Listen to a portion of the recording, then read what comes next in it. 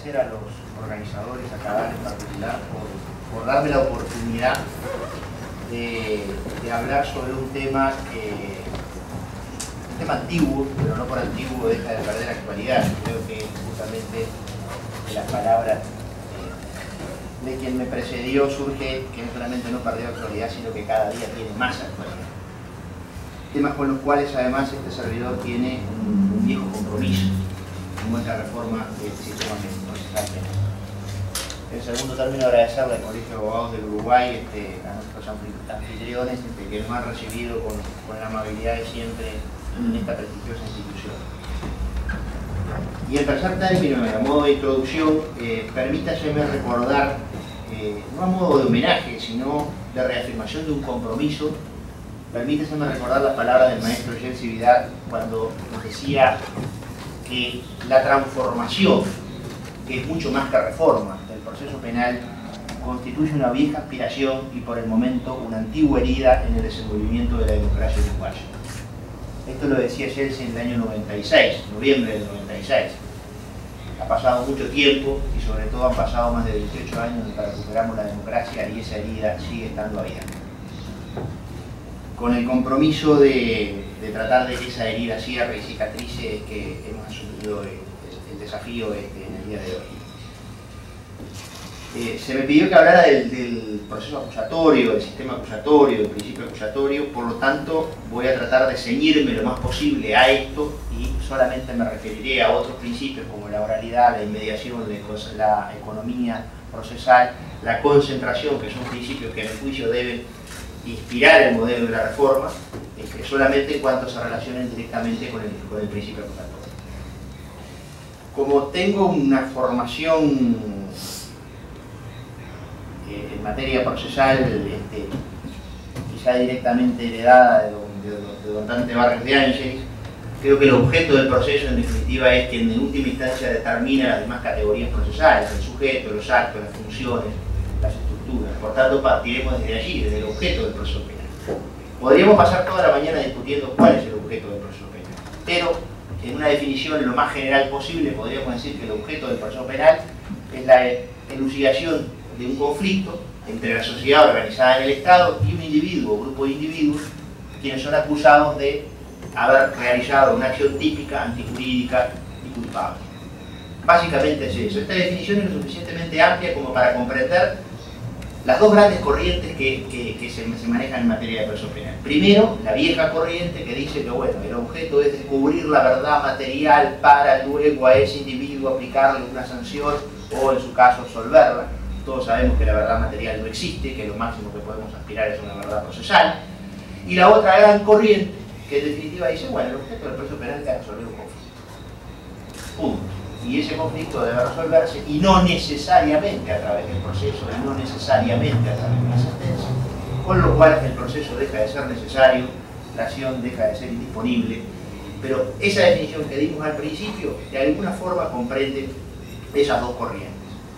Que algún día tendremos que tomar una definición concreta sobre ese punto, y yo creo que el proyecto esboza, sin decirlo, alguna solución, porque más allá de que habla de la oficialidad de la acción, establece, en forma arreglada obviamente, determinados institutos por los cuales la acción no se ejerce, aun cuando se haya cometido una acción típica.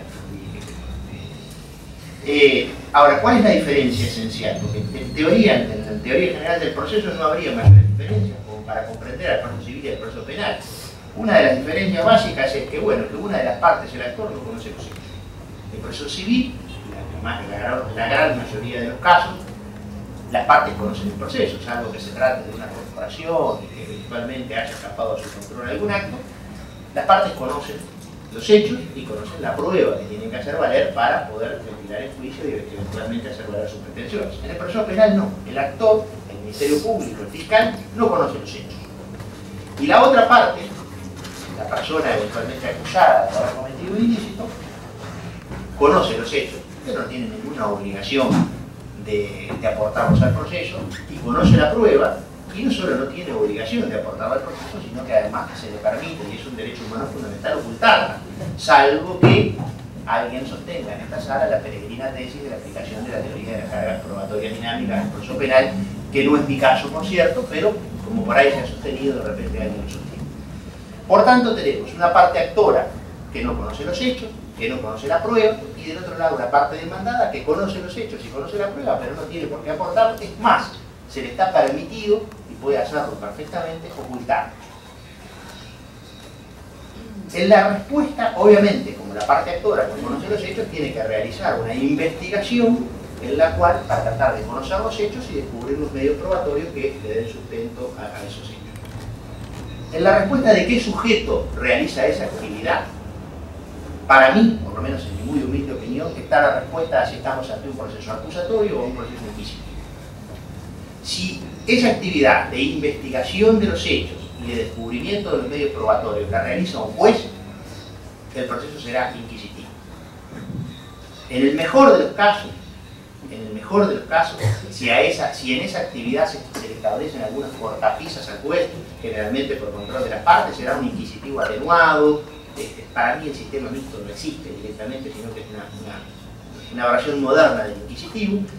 Ahora, si esa actividad no la realiza un juez, sino la realiza el actor, la realiza el fiscal, lo cual hasta parece lógico, porque en definitiva, en base a esos hechos y a esa prueba, es que el fiscal va a deducir su acusación.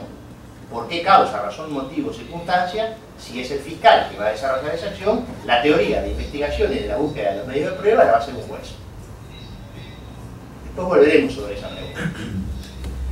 Pero en esencia, si la realiza el fiscal, estaremos ante un proceso acusatorio, y si la realiza el juez, estaremos ante un proceso inquisitivo o inquisitivo atenuado, como se le quiera llamar. Obviamente que las resultancias también serán distintas. Y acá el objeto de alguna manera incide en la función, porque si esa tarea la realiza un juez, esa tarea de investigación de los hechos y descubrimiento de los medios probatorios será prueba, y como tal se incorporará al proceso. Si la realiza el fiscal, será una actividad más informal y no será prueba, porque el fiscal lo que tendrá que hacer es hacer una investigación, averiguar cuáles son los hechos, descubrir la prueba y luego presentar su demanda acusatoria, y la prueba se diligenciará por primera vez ante el juez de la causa y con el control de la defensa. Por el contrario, en el sistema inquisitivo, esa actividad de descubrimiento de los hechos, de investigación de los hechos y de descubrimiento de la prueba, será prueba y como tal se incorporará al proceso. Y muchas veces, la gran mayoría de ellas, no tendrá el control de las partes. Y como tal se incorpora. ¿Por qué? Por la sencillísima razón de que la mayor parte de la prueba diligenciada en esa etapa por ese juez no puede ser diligenciada nuevamente. Piénsese en realizar qué sentido tendría realizar dos veces un reconocimiento, uno ante el juez de instrucción y otro ante el juez de sentencia. Sería un absurdo. Y muchas de esas pruebas no se podrían diligenciar nuevamente, salvo en una especie de parodia que no tendría ningún sentido. Por lo tanto, no es indiferente quién realiza esa actividad, no solamente los efectos, porque acá no es una cuestión de disputa entre juez y fiscal a ver quién desarrolla esa actividad o que yo la pueda... No, hace a la esencia mismo del proceso y a mi juicio hace a la democracia misma del proceso y al tipo de proceso que en definitiva vamos a dar. Hay una frase que poníamos, pero yo ya no la pongo más hace bastante tiempo, pero que hasta no hace mucho ponía todos los jueces cuando dictábamos un auto de procesamiento, y era téngase por formalmente incorporadas al sumario todas las presentes actuaciones prosumariales con noticia. Por ese simple párrafo, que nunca fue recurrido por ningún defensor, por lo menos hasta donde yo sé, se incorporaban al proceso toda la prueba que había diligenciado el juez en la etapa de presumario. Si tenía control de las partes o no, no importaba, la había diligenciado el juez, tenía la bendición del señor, entonces se incorporaba al juicio. Y luego, en el juicio de conocimiento, se transforma en los hechos en una cáscara vacía. Porque en definitiva el fiscal deduce su acusación en base a hechos y a prueba que le aportó el juez. Entonces es un acto meramente formal. Y con el agravante que después esa prueba no se diligencia en el proceso de conocimiento porque se diligenció antes. Eso, vamos a volver sobre ese punto, pero piénsenlo un poco porque quienes estamos imbuidos en la diaria, a veces no nos damos cuenta o no pensamos en esas cosas. Obviamente que si la tarea la desarrolla el fiscal, no hay téngase por formalmente incorporadas a la causa, y el fiscal tendrá que presentar su demanda acusatoria, sostener los hechos, ofrecer las pruebas, realizar un petitorio, y la prueba se deberá diligenciar, sin perjuicio de las excepciones de la prueba anticipada, deberá diligenciarse ante el juez de sentencia.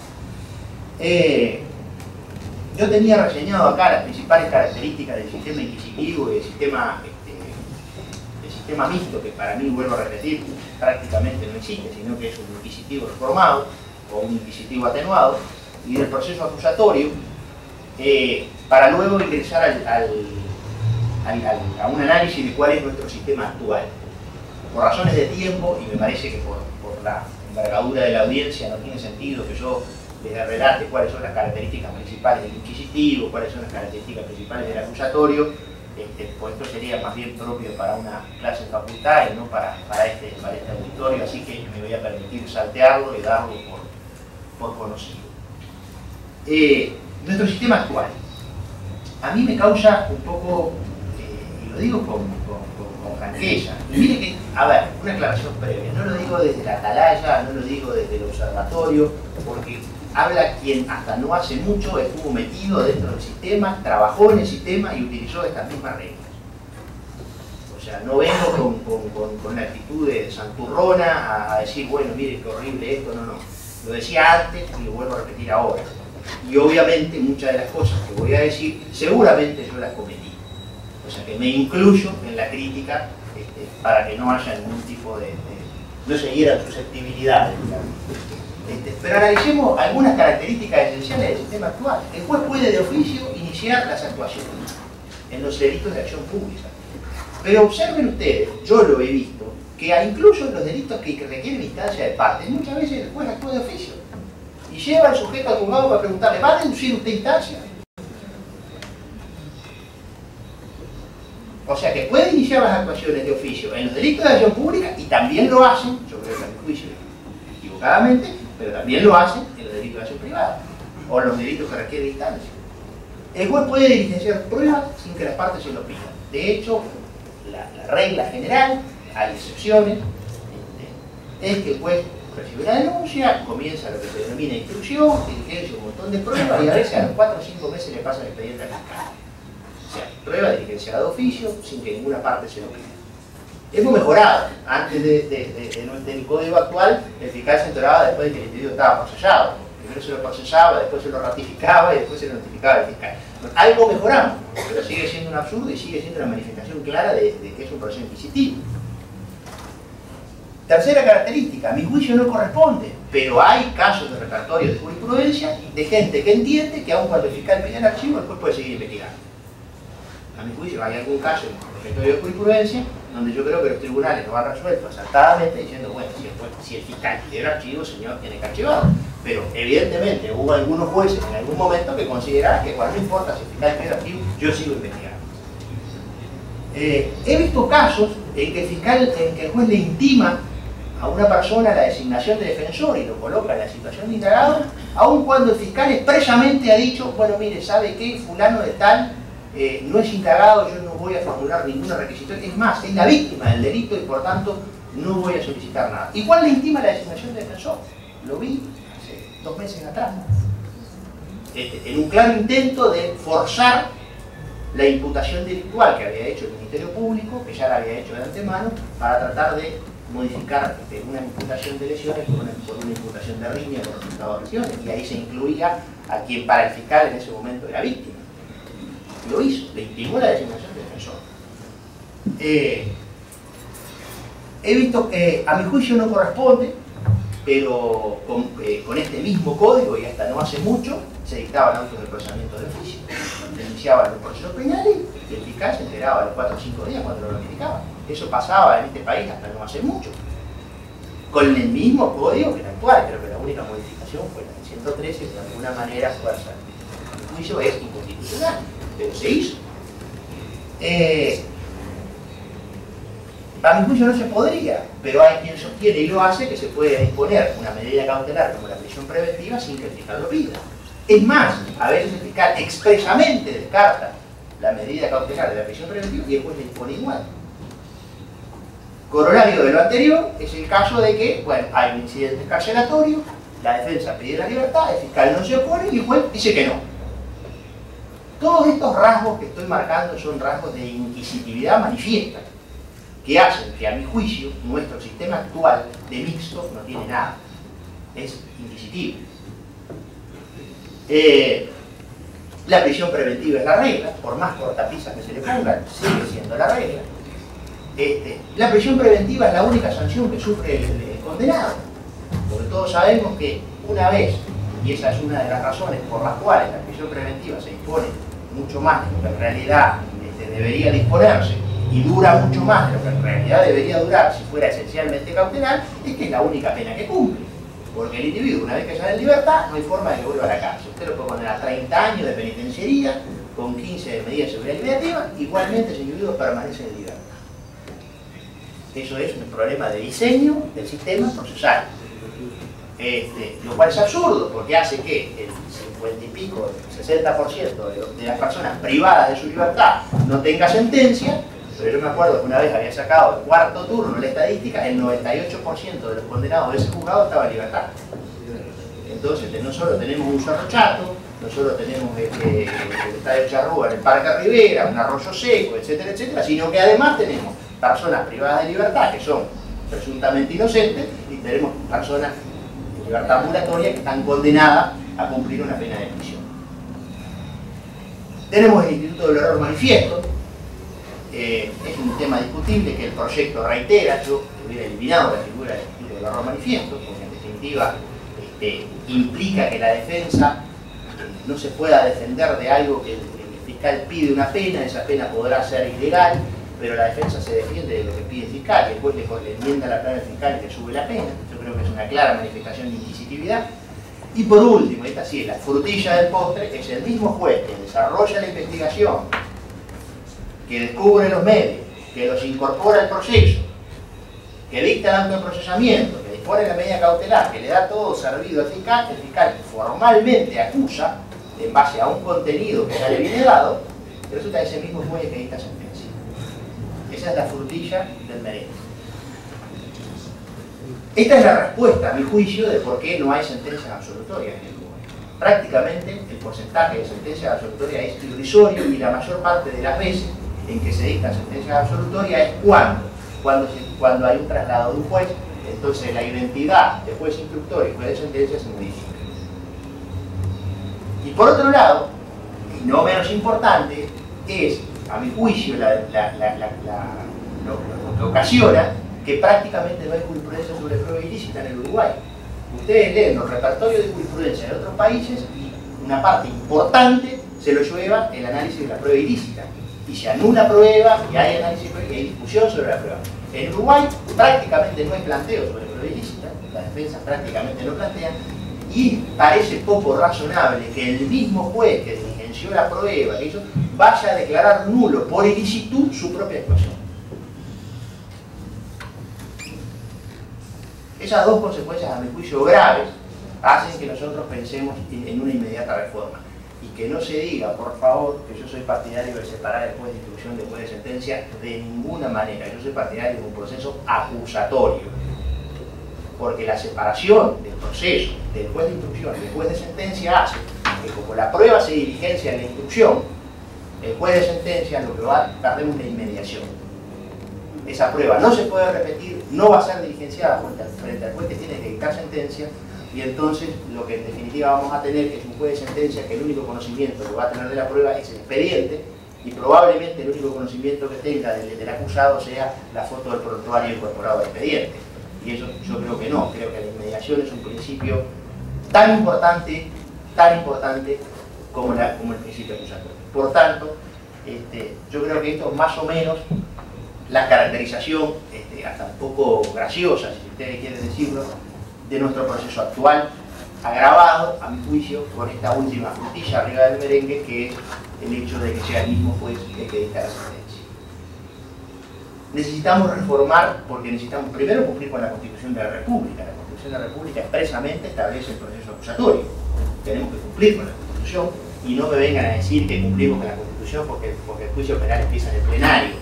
Porque todos sabemos que el plenario, después de la acusación, una acusación formal hecha por el Ministerio Público, pero cuyo contenido sustancial, su encarnadura, está aportada por el juez de instrucción, y luego en el juicio no se diligencia prueba. ¿De qué juicio estamos hablando si no se diligencia prueba?